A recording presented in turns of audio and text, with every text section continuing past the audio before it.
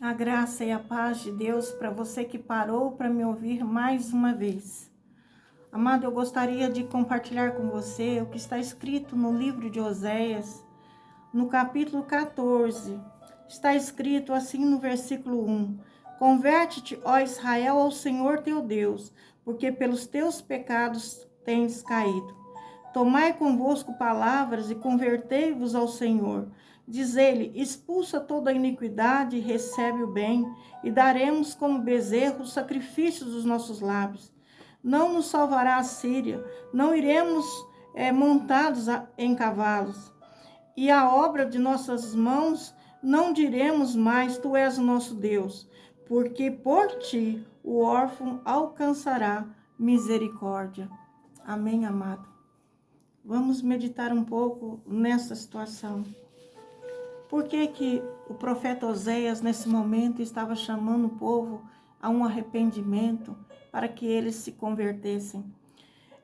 Deus, ele deu nomes significativos do que ele estava para fazer aos filhos de Oséias. O primeiro filho de Oséias, quando nasceu, Deus deu o nome de Jezreel. Jezreel significa espalhado por Deus, dispersado por Deus. Por que será que Deus deu esse nome para o seu primeiro filho? E Deus explica em seguida: porque daqui a pouco visitarei o sangue de Jezreel sobre a casa de Jeú e farei cessar o reino da casa de Israel. Nós sabemos pela história de Israel, amados, no segundo livro de Reis, que Jeú, no capítulo 10, está escrita essa história. Jeú, ele matou 70 filhos do rei Acabe e acabou com toda a sua descendência, com toda a sua dinastia. E Deus, então, ali, ele estava falando através do nome de Oséias, que se levantaria para fazer vingança. Eu acredito que nesse momento de peleja, de batalha que ia surgir, Oséias imaginou no exército de Israel, nos seus arqueiros, no poder militar que havia no exército de Israel. E logo em seguida, no verso 5 do primeiro capítulo de Oséias, nós vemos Deus falando: quebrarei o arco. Significa que Deus iria anular, cancelar, quebrar a força do exército. Israel estaria sem força quando o inimigo chegasse. Israel não teria mais a sua força e ele não estaria mais com o exército de Israel. E logo em seguida, depois desse filho ter nascido, de Deus dar essas explicações, Oséias teve um segundo filho, ou melhor, uma filha, e Deus ordenou que ele colocasse o nome de Lo-Ruama, que significa desfavorecida, significa sem favor, sem misericórdia. Por quê? Porque eu não tornarei mais a compadecer da casa de Israel, disse o Senhor para Oséias, mas tudo lhe tirarei.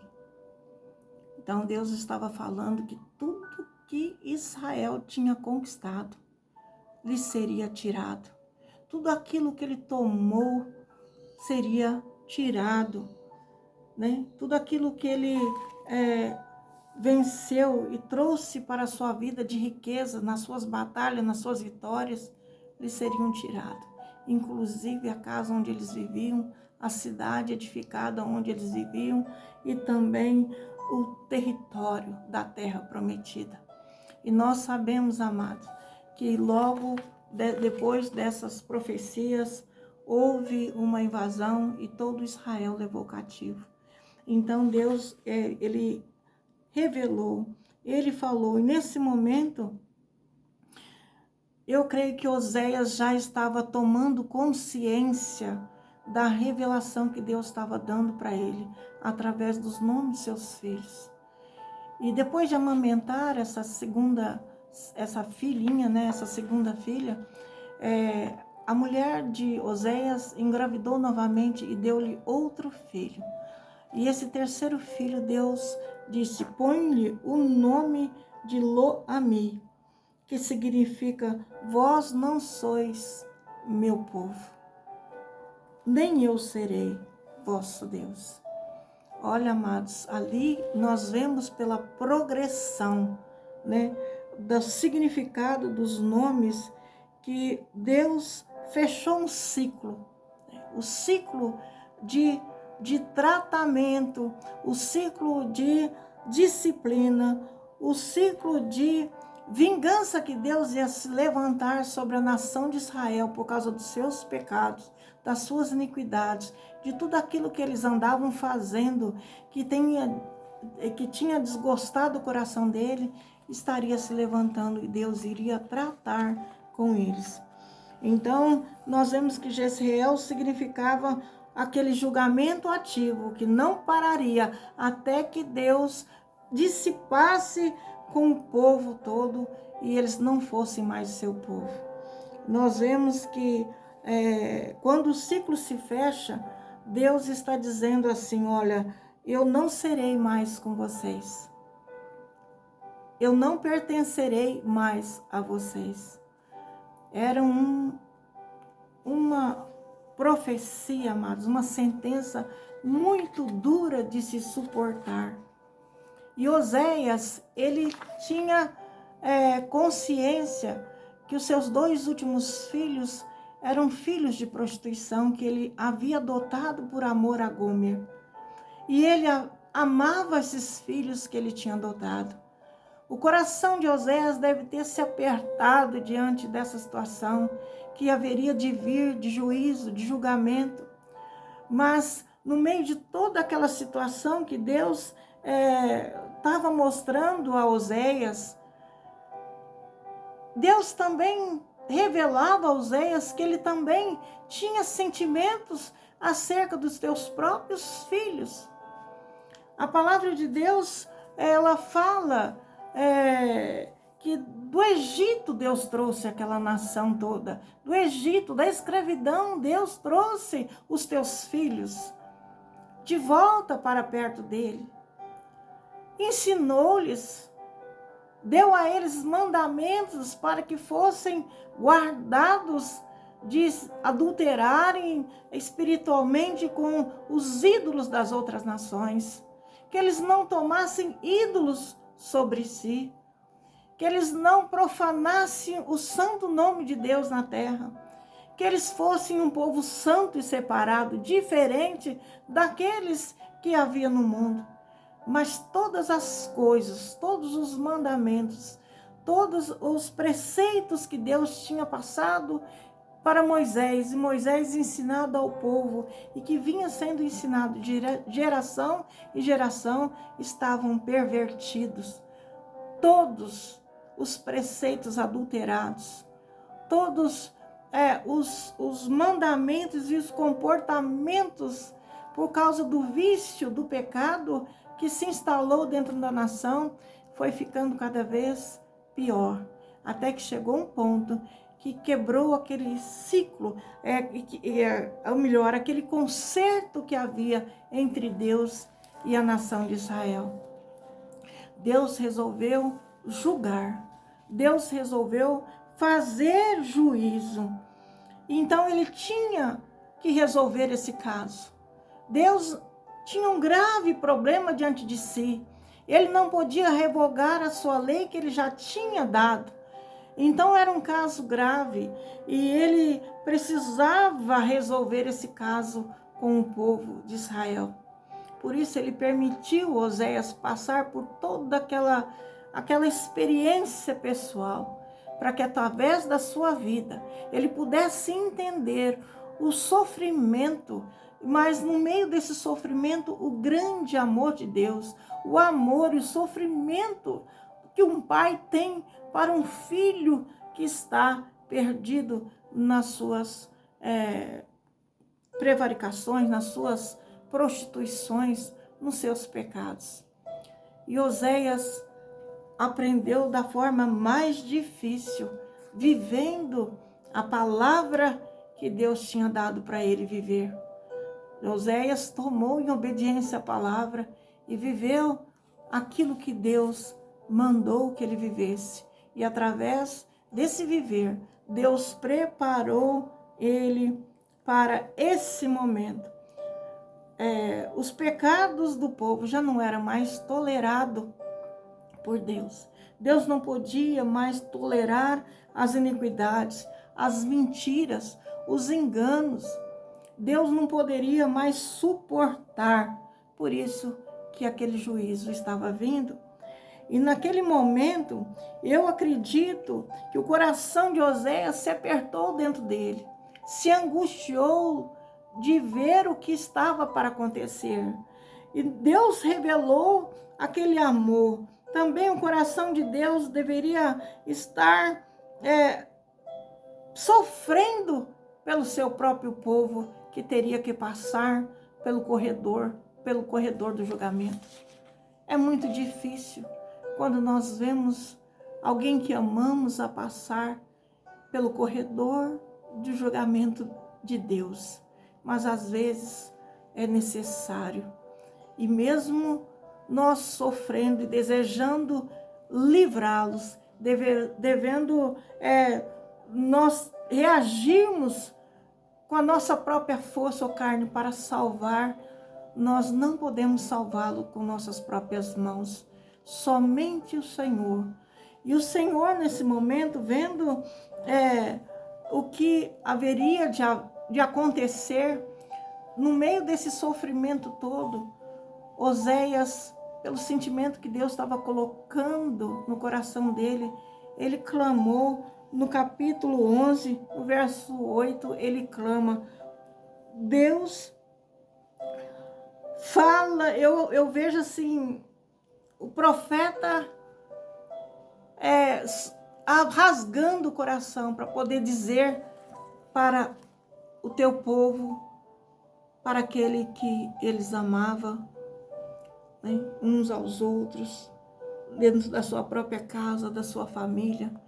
Então, Oséias falou: como te deixaria, ó Efraim? Como te deixaria, ó Israel? Quer dizer que eles iriam passar por um tratamento, por um julgamento, mas Deus não iria deixá-los por causa do seu amor. Deus não abandonaria eles por causa do amor, do grande amor que sentia. Então, Deus, ele fala, como te faria como Admá, né? Por-te-ia como Zeboim, quer dizer, eu colocaria você como Zeboim, como Admá. Essas duas cidades, amado, foram duas cidades que foram destruídas juntamente com Sodoma e Gomorra, por causa das suas iniquidades e pecado. Foram totalmente destruídas essas cidades, pelas mãos de Deus. Mas no verso seguinte, Deus fala assim: não executarei o furor da minha ira. Então ele toma a decisão de não executar todo aquele furor. Ele toma a decisão de não destruí-los como destruiu Admá e Zeboim. Ele abriu uma porta de misericórdia, ele abriu uma porta de arrependimento. Então nós vimos, amado, que desse momento Oséias se levanta e começa a tratar com esse caso com a nação. Começa a chamar a nação de Israel para que eles se conscientizassem de tudo aquilo que eles estavam praticando, que era contrário ao mandamento de Deus, que era contrário à vontade do Senhor, aquilo que ele deixou escrito através de Moisés, para que eles guardassem, decorassem, para que eles colocassem de geração em geração no coração dos seus filhos, para que eles pudessem não se distanciar daqueles mandamentos. Então, nesse momento, nós vemos que do capítulo 3 até o capítulo 13, Deus trata dos casos de pecado, de iniquidade, de idolatrias. Nós vemos Deus tratando, nós vemos o profeta ali falando o povo, chamando o povo, para mostrar para eles as condições que eles estavam vivendo e viria uma grande destruição para eles. Então, no capítulo 14, onde nós lemos Oséias, depois de tratar, de resolver esse caso com o povo, trazendo à luz toda a podridão, trazendo à luz toda a circunstância de pecado que eles estavam vivendo, das mentiras, das idolatrias, das coisas erradas, e falsas que eles estavam colocando no lugar de Deus em seus corações. Então ali Oséias fala: converte-te, ó Israel, ao Senhor, ao teu Deus, porque pelos vossos pecados tens caído. Quer dizer, você já está caído por causa dos pecados. Você já está debaixo de um corredor de julgamento. Você precisa atentar e salvar-te enquanto é tempo. Você precisa converter-se, ó Israel. Amados, nessa manhã, nesse dia, Deus coloca no meu coração para nos voltar, para convidar você que parou para me ouvir. Talvez você tenha em si mesmo, dentro da sua vida, da sua casa, pecados que você nem imagina, mas que Deus está trazendo juízo. Pecados ocultos, pecados de mentira, pecado de traição, pecado de prostituição, pecado de corrupção, pecado de idolatria, pecado de mercadejar a palavra de Deus por causa dos seus interesses. Deus nos chama para nós pararmos, analisarmos.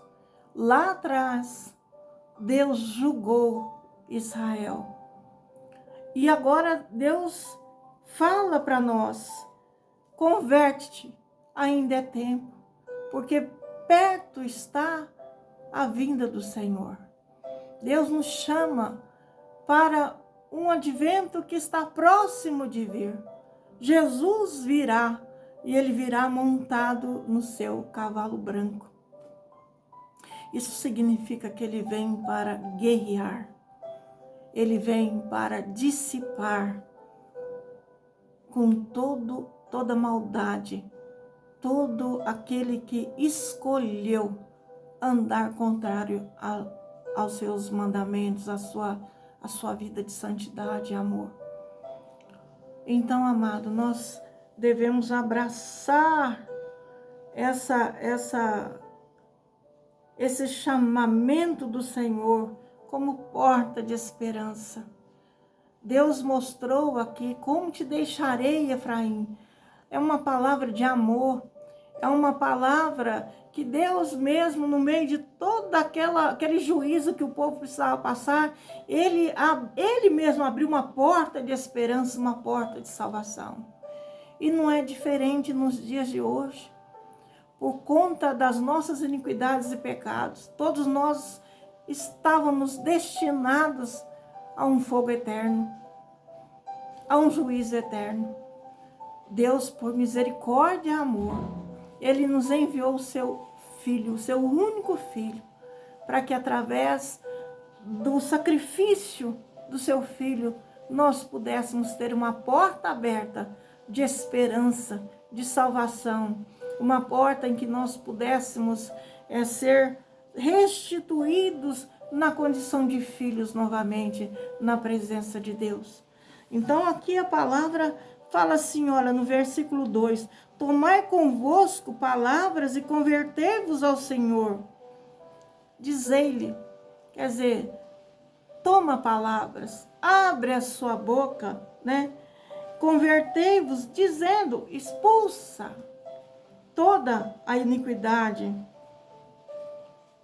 Ó Senhor Jesus, como necessitamos às vezes rasgar o nosso coração e entrar na presença de Deus com as nossas palavras, confessando nossos pecados e pedindo para Ele tirar de nós, dissipar todas as iniquidades que existem na nossa vida.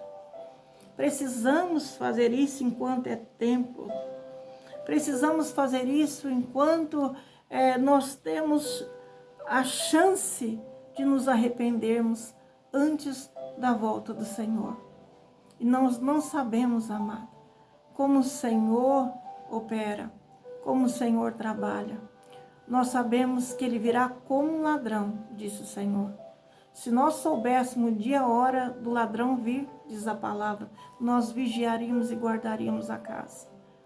Como não sabemos, nós vivemos de uma forma que nós não estamos atentos a uma realidade que pode acontecer a qualquer um de nós.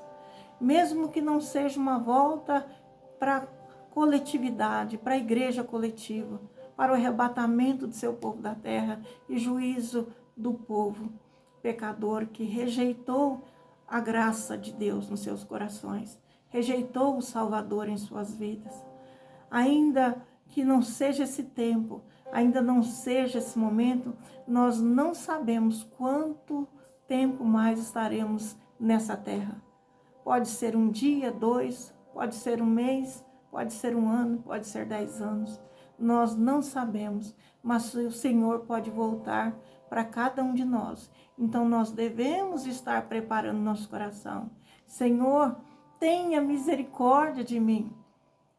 Senhor, arranca do meu coração, expulsa da minha vida todo espírito, toda iniquidade, tudo aquilo que não provém de Ti, tudo aquilo que não Te pertence, tudo aquilo que tem me controlado, e nós não daremos mais sacrifícios ao Senhor de forma estranha, de forma idólatra, de forma mentirosa, de forma cheia de interesses e falsidades, mas daremos a Ti sacrifício de louvor com os nossos lábios.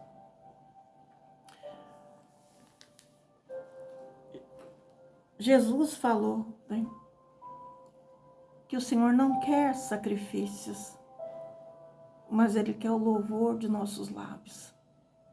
Mas não é da boca para fora. Ele quer um louvor que saia do nosso coração com toda sinceridade. Por isso Ele falou, toma as palavras, toma as palavras do fundo do seu coração, as palavras que retratam a profundeza onde se encontra a sua alma, aonde você tem caído e o quão nas profundezas você escorregou e caiu. Toma as palavras e reporta tudo o que está se passando e como a sua vida está diante do teu Deus, enquanto você pode fazer isso. Busca o Senhor. Então, o povo de Israel naquela época, eles sofriam, estavam passando lutas e circunstâncias, eles corriam para os ídolos das nações. Eles corriam atrás de sacerdotes corruptos. Eles corriam atrás de balaíns, de ídolos. Eles beijavam ídolos, dando a ele adoração, esquecendo-se do Deus vivo que tirou eles da terra do Egito, esquecendo do Deus vivo que tratou, trabalhou, guardou eles em todo o percurso dos 40 anos que eles passaram no deserto, de toda a provisão de alimento que Deus deu, de toda a água que Deus fez jorrar para que eles saciassem a sede nas suas necessidades. Eles esqueceram que todo o bem que eles tinham naquele momento, casas, cidades fortalecidas, a terra prometida conquistada, todo o status que eles conquistaram diante das outras nações, diante dos outros reis, foi Deus que deu para eles. Eles esqueceram disso e foram atrás de outros deuses.